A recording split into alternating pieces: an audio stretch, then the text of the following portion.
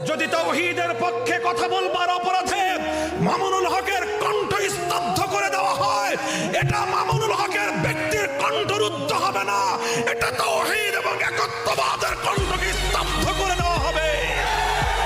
এই শেখ হাসিনা এখন গিয়ে খুনের নেশায় মাতাল হয়ে নরেন্দ্র মোদীর সাথে আখড়া করেছে।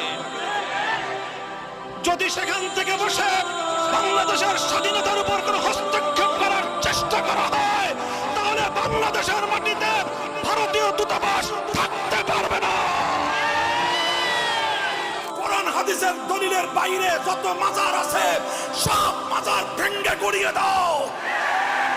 কোরআন হাদিসের বাইরে যত পীরের খানকা আছে সব পীরের খানকা আগুন দিয়ে জ্বালিয়ে দাও। কোরআন হাদিসের সত্যিকার দলিলের বাইরে শায়েখ নামে যত ভণ্ড আছে সব ভণ্ডের আস্তানা গুড়িয়ে দাও।